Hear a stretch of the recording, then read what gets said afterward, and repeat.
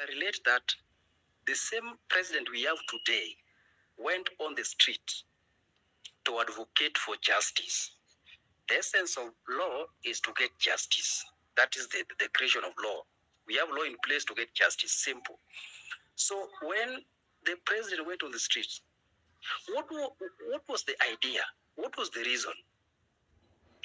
He went there on the street and we saw what happened, some people or all of us.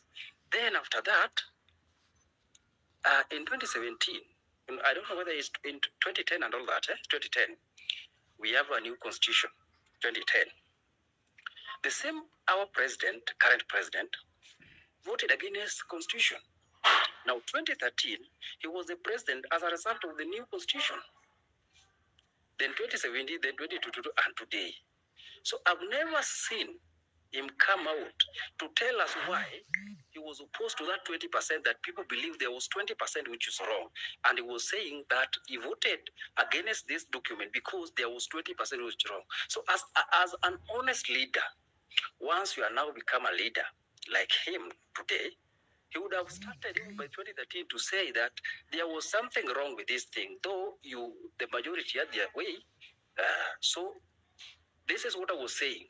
And I would like Kenyans to reflect on the same. Today is the president. He's telling us to follow the constitution, which he fought very hard against. And you expect us to believe him. I can't believe such a person, honestly, with the justice. It's not even possible. Because in law, you cannot probate and reprobate. It doesn't work. You cannot say this isn't good at the same time you say it's bad. It is either good or bad. So, as I end, let me say this. If we want to change Kenya, all of us must come out. But if we leave it to some pieces of narratives that it is finance, it is root of must go, it is good governance, it is not going to work because we will be moving in different directions. So we have to focus in one. And for my suggestion, one element or one item that we should pick on and deal with it to the end is the question of good governance, because all those things are under one umbrella. Is that good governance? Unless we do away with the current system completely, there is nothing we're going to achieve. Don't allow to enter into dialogue with the government on your grievances, because they will follow law, and law does not give room for hearsays. There is no hearsay that you cannot bribe your way into the government. You must have a right way. So let me stop there, but let me say the last word. We either go in together or we get out, all of us. Otherwise, if we are not careful, we will be singing the song of who is the leader, who is the leaders cannot be, this group cannot be a leader. The moment you start to talk like you are being professional about the revolution does not need professionals. It needs an agenda. And agenda is we remove these people from power through a democratic or constitutionally, which is let us stop everything, let us focus on civil education, we get people to get votes and all that. So come 2027, we vote the crooks out of the system completely, because I can see we are divided on various things. We are not even saying the same. We are not on the same page. So the moment you're not on the same page, they will use the same. They will use our narrative to divide us and defeat us, and we will start accusing each other. Whether now they are saying the diaspora are pushing, the locals are okay, or all this narrative. It is the tactics of government, divide and rule method. If you are not very careful, they will divide it along the late, along the border, along the diaspora, along the locals, along Nairobians, along up countries, along the coast, and in the end, they will dismantle it thoroughly. So don't allow that to come. Thank you. Thank you, Sana Akademia. One guy. Okay. Hope you can get me now. Yes. Hello, Jeanette. Yes. You can get me, okay? I can get. Okay, somebody has been hijacking my microphone so much. At least now you can listen to me. Thank you so much for this space that you've held. I want to begin by answering Mnaogopa Ruto. Definitely nobody fears Ruto. And why don't you guys want a space with him? I think the fact that Ruto has responded to meeting the Gen Zs, the millennials in the space is a proof enough that he has got the information that we have been trying to pass him. Therefore, it means if he wants a space, then it means he just wants to go deeper into decimating the ongoing protests against his governance. I think this guy already knows what he wants. He already knows the country is in the wrong direction. He already knows the grievances that everyone is trying to yell throughout the country. Now, this guy, the same guy who wants space, we went to the streets and this guy has the audacity to mobilize goons to dilute the protest, to misdirect the mission of where or what you want to achieve. What else is this guy really going to tell us in this space? So, if anybody wants to join a space with Mr. Ruto, they can, but I can tell you forthright that this is one guy who is going to speak the same lies that he has been speaking. He spoke the same lies in the mainstream media with Kena Latif, Kina Ageyo. So I think basically we can listen to him however much we want, but his main agenda is to make sure that he deviates our attention from the ongoing protests. It is as simple as that. So if we give this guy room, and with his fluid mouth, I think he's going to manipulate so many guys who are going to attend that, and then we are going to leave that place like, I think we really need to give him time, and I don't think we are ready for that. We are going to dilute the whole concept of our demonstration. That is number one. Number two, Ruto has been held hostage by people who either funded him or people who he gets money from, or the people, his business associates in the government, whom are party to the looting spree that they're undertaking in the government.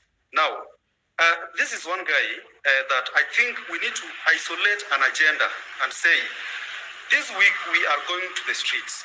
What is our agenda? The agenda cannot be Ruto must go, cannot be drop the finance bill. Two agendas at the same time. I think we need to choose on one agenda and say, Nakumincha is looting the health sector, coming up with a scheme, the shift scheme, that is going to, that is actually not solving the health crisis in the country. Now, we are going to the street saying that Nakumincha must go. That is if we go to the street with that as our theme, I think the whole country is going to listen to us. The government is going to listen to us. Now, when these MPs and these government executive officials and all the other arms of the government realize that they are being targeted by the Gen Z, they are going to remain isolated, and their power will be diluted and drained. And Ruto will realize that the people is looking up to as tribal kings and pins to look up to in 2027, you will say, these guys, they no longer hold the power I thought that they hold. So I really think he won't be able to work with them. So he can easily kick them out, knowing very well that they are not going to charge their tribe mates against him.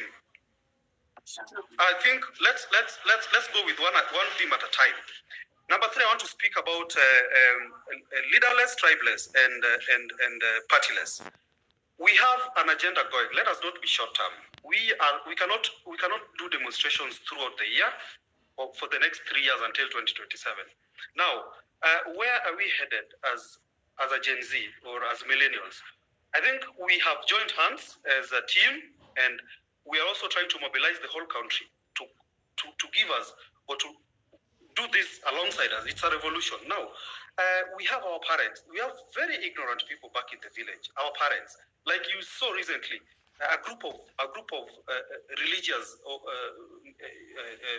boomers went to an MP's house to cleanse his house after being burnt in a mandamano. Now, let us educate our people back at home. Let us educate our parents so that come 2027 or any other time that Ruto is speaking in the mainstream media, they will be able to know that this man is just mouthy. If our children don't trust him, why should we trust him? Remember, all our parents live for us. They are the people who have educated us. And if we really show them the dire situation which we are in because of Ruto, they're going to see, they will not be lied to by Ruto. Because we all know that Ruto is a sweet talker. And I want to tell you guys, there's a saying that goes, an elephant can be eaten by ants. This is a spirit of working together and not losing focus. Anybody who is going to dilute or is going to make us lose focus on the agenda of a movement, we are not going to listen. Now, myself as an individual, I have the conviction, if I know that it is on Thursday that we are going to hold a revolution or we are going to hold a demonstration, I will go, regardless whether Mkenya Daima is saying that we are not going to the street. I will go, regardless whether Jeanette, who is an influencer, is not going to go to the streets. I have decided that I've woken up in the morning and I've decided that I'm going to the streets. So each and every one of us, let us have that personal conviction to go without listening to the influencers, because we all know that some influencers work for personal benefit. They are going to buy people, and they're going to buy individual people who are extremely influential, people like Mwangi. Now, am I going to listen to Mwangi because I know that I want to go? I'm not going to listen to Mwangi. So, in a nutshell, let me summarize it by saying that let us hold together. Let us the spirit, what the particular thing you're suffering from, caused by this government, push you to the street. Let not be discouraged by an influencer. Let us give ourselves the energy every day. If you meet somebody in the Twitter spaces, just encourage them. Just tell them, oh, my friend, whether so and so is saying you're not going to the streets, please don't listen to them. Let's go. I think also that is going to help us to maintain that energy and propel us to the streets. The very last thing, I've been wanting to say this. Ruto is being pushed. Ruto is held hostage. Yes, we all know that. But there's an international body that is also holding Ruto hostage. That is the IMF. We have the US ambassador who has misled this government. She works like she's a citizen of this country. Once the country has been messed, she runs back to the US. Then what can we do? Let us mobilize a demonstration in the US embassy at Gigiri.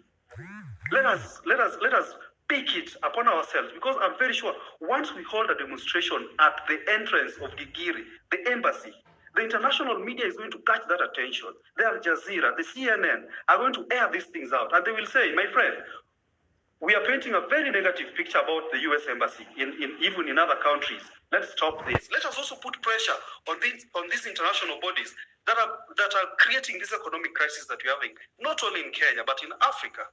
Otherwise, thank you guys, and let's continue in that spirit.